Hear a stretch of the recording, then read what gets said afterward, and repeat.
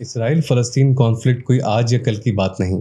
یہ جھگڑا سالوں سے چل رہا ہے جو یاسر عرفات اور اسرائیلی پرائم منسٹر یtzhak ربین کے دور میں کسی حد تک حل ہو گیا تھا. لیکن اسرائیلی پرائم منسٹر کی ایک شدت پسند یہودی کے ہاتھوں موت کے بعد حالات پھر کشیدہ ہو گئے. موجودہ حالات کی طرف آنے سے پہلے ہم یہ جان لیتے ہیں کہ فلسطین اور اسرائیل کا بنیادی مسئلہ ہے کیا. یروشلم کی زمین دونوں مذاہب یعنی مسلمانوں اور یہودیوں کے لیے بہت پاک اور مقدس زمین ہے. یہودیوں کا یہ ماننا ہے کہ یروشلم یہودیوں کا پہلا گھر ہے. فرعون سے بچنے کے بعد حضرت موسیٰ بنی اسرائیل کو یہیں لے کر آئے تھے اور ان کے لیے یہ جگہ اس لیے بھی مقدس ہے کیونکہ حضرت ابراہیم قربانی کے لیے حضرت اسحاق کو مسجد اقصی کے مقام پر لائے تھے. مسلمانوں کے مطابق حضرت اسماعیل کو لایا گیا تھا. اور جو تابوت سکینہ ہے جس میں حضرت موسیٰ کا عصا اور کچھ تبرکات ہیں، یہودیوں کے مطابق وہ بھی مسجد اقصی میں موجود ایک پتھر کے نیچے ہیں جنہیں حاصل کرنے کے بعد وہ دنیا پر حکمرانی کریں گے. یہ بلیف ہے یہودیوں کا. مسلمانوں کے لیے یہ اس لیے مقدس ہے کیونکہ مسلمانوں کا پہلا قبلہ مسجد اقصی ہے اور آخری نبی حضرت محمد صلی اللہ علیہ وآلہ وسلم نے اپنا معراج کا سفر یہیں سے شروع کیا تھا اور قیامت کے دن تمام لوگوں کا حساب کتاب اسی زمین پر ہونا ہے. موجودہ وقت کے پس منظر میں جائیں تو ہمیں پتہ چلتا ہے کہ فلسطین خلافت عثمانیہ میں شامل تھا. 1878 کے ریکارڈ کے مطابق یہاں 87% مسلمان آباد تھے اور صرف 3% یہودی تھے، باقی 10% عیسائی. پہلی جنگ عظیم کے بعد بڑی تعداد میں یہودی رشیا اور یورپین ممالک سے ہجرت کر کر فلسطین کی جانب آ کر آباد ہونے لگے. خلافت عثمانیہ کا تختہ الٹا اور یہ ٹیریٹری برطانیہ کے کنٹرول میں آ گئی، جب تک تقریباً 3 لاکھ سے زائد یہودی یہاں آ کر آباد ہو چکے تھے. برطانیہ نے یہودیوں کے آنے پر پابندی لگا دی کیونکہ اس وقت تک برطانوی پالیسی کے مطابق برطانیہ اس نظریے کے خلاف تھا کہ کوئی یہودی ریاست وجود میں آئے، جس کے نتیجے میں اسرائیلی موومنٹ کا آغاز ہوتا ہے جس میں وہ اپنے الگ وطن کا مطالبہ کرتے ہیں. دوسری جانب فلسطین کے حالات بھی بدتر ہو رہے تھے. فلسطین بھی اپنے لیے الگ ریاست کی بات کر رہا تھا. 1948 میں یونائٹڈ نیشنز ایک پارٹیشن پلان ریلیز کرتا ہے اور اسرائیل ملک وجود میں آ جاتا ہے جس میں 55% ٹیریٹری اسرائیل کو مل جاتی ہے اور باقی فلسطین کو، جس سے عرب ممالک میں سخت بے چینی اور غصہ بھر جاتا ہے اور پہلی عرب اسرائیل جنگ چھڑ جاتی ہے. 5 عرب ممالک بمقابلہ اسرائیل یہ جنگ 1949 میں جیت جاتا ہے. غزہ اب ایجپٹ کے کنٹرول میں آ جاتا ہے اور ویسٹ بینک کا علاقہ جہاں آج کل فلسطین ہے وہ ایریا جارڈن کے پاس چلا جاتا ہے اور فلسطین کے لیے کوئی جگہ ہی نہیں بچتی. 7 لاکھ کے قریب فلسطینی ریفیوجی بن کر عرب ممالک میں رہنا شروع کر دیتے ہیں. اپنا ملک حاصل کرنے کی جدوجہد میں فلسطینی 1964 میں PLO کی بنیاد رکھتے ہیں جو کہ ان کے مطابق ایک ریولیوشنری موومنٹ ہوتی ہے. 1967 میں دوسری عرب اسرائیل جنگ ہوتی ہے جسے 6 ڈے وار کہا جاتا ہے.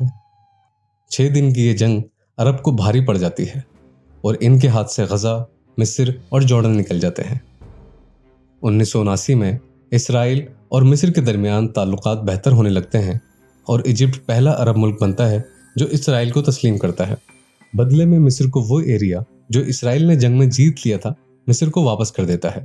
لیکن 2 سال بعد ہی مصر کے پرائم منسٹر کو کچھ ایکسٹریمسٹ کی طرف سے اسیسینیٹ کر دیا جاتا ہے کیونکہ انہوں نے اسرائیل کو تسلیم کر لیا. 1992 میں اسرائیلی پرائم منسٹر یtzhak ربین فلسطین سے امن کی بات کرتا ہے، PLO کو آفیشلی تسلیم کرتا ہے اور PLO بھی اسرائیل کو بحیثیت ایک ملک تسلیم کر لیتی ہے. 1993 میں اوسلو ایکارڈز میں دونوں ممالک آپس میں بات چیت کے ذریعے مسائل کا حل تلاش کرتے ہیں اور اپنے اپنے علاقوں کو آپس میں تقسیم کرنے کا منصوبہ تیار کرتے ہیں کہ کس طرح فلسطین کو ایک ملک کی شکل دی جا سکتی ہے. معاملات حل ہو ہی رہے تھے کہ اسرائیلی پرائم منسٹر کو ایک ایکسٹریمسٹ یہودی جو فلسطین کو جگہ دینے کے سخت مخالف تھا 3 گولیاں مار کر اسیسینیٹ کر دیتا ہے. دوسری طرف دیکھیں تو 1987 میں ایک اور مسلم گروپ کی موومنٹ کا آغاز ہوتا ہے جسے ہم حماس کے نام سے جانتے ہیں. یہ لوگ PLO کے خلاف ہو جاتے ہیں کہ وہ کیوں اسرائیل سے بات چیت کر رہے ہیں. اسرائیل تو مسلمز کا دشمن ہے اور انہیں ختم ہو جانا چاہیے. اور اس طرح حماس اور اسرائیلی ایکسٹریمسٹ گروپ اس خطے میں امن ہونے سے پہلے ہی نفرت کی بنا پر ایک دوسرے سے لڑتے رہتے ہیں. ان سب باتوں کا خلاصہ یہ ہے کہ حماس اور PLO کی آپس میں کبھی نہیں بنی اور ہمیشہ جھگڑے رہے. یعنی حماس کا پورا ہولڈ غزہ میں رہا और PLO का होल्ड वेस्ट बैंक में। रिसेंटली 10 मई को जो सानहा हुआ है मस्जिद अक्सा पर, उसकी बात कर लेते हैं। जेरूसलम को दोनों मज़ाहिब के लोग अपनी अपनी प्रॉपर्टी समझते हैं, क्योंकि ये दोनों के लिए मुक़द्दस मकाम है और तारीख़ी वाक़यात जुड़े हुए हैं।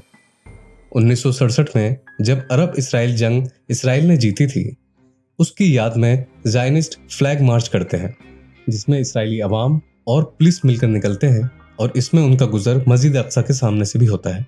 इस बार ये मार्च आया रमज़ान के महीने में, तो मुसलमानों का ये कहना था कि हम इन्हें मस्जिद के सामने से गुजरने नहीं देंगे। तो निहत्ते मुसलमानों ने इन्हें धकेल कर दूर करने की कोशिश की और बदले में पुलिस ने उन पर रबर बुलेट्स और ग्रेनेड्स फेंके। इस वाक़ये में 300 से ज़्यादा लोग ज़ख्मी हुए। फ़लस्तीनियों का ये गुस्सा और जेरूसलम में जो टेंशन्स शुरू हुई, इसकी शुरुआत रमज़ान के साथ ही हो गई थी, जब इसराइली पुलिस ने दमाकस गेट पर बैरिकेड्स लगाने शुरू किए, जो कि ओल्ड सिटी की मेन एंट्रेंस है, ताकि फ़लस्तीनियों को गैदरिंग से रोका जा सके। उसकी वजह यह है कि ईस्ट जेरूसलम में मौजूद शेख जर्रा एक जगह है जहां से कई मुस्लिम फैमिलीज़ को घर छोड़ने का ऑर्डर दिया गया। जियो सेटलमेंट एजेंसी ने इन फैमिलीज़ को एविक्शन नोटिस भेजा था कि ये ज़मीन उन्होंने खिलाफत उस्मानिया में ख़रीदी थी। 1956 में जब जंग के बाद वेस्ट बैंक जॉर्डन के पास था, उस वक्त जॉर्डन ने यहाँ कुछ फैमिलीज़ को आबाद किया था। जब 1967 की जंग इसराइल ने जीत ली और ईस्ट जेरूसलम का इलाका कब्जे में ले लिया, तो इसने इन फैमिलीज़ को निकलने की डिमांड की, जिसकी वजह से मुसलसल फ़लस्तीन के प्रोटेस्ट चल रहे थे और इसराइली पॉलिटिशियंस अरब मुखालिफ नारे लगाकर उन्हें मज़ीद भड़का रहे थे। यही बात थी कि ये फ़लस्तीनी जो कि मस्जिद अक्सा में मौजूद थे, वो नहीं चाहते थे कि यहूदी यहाँ से गुजरें।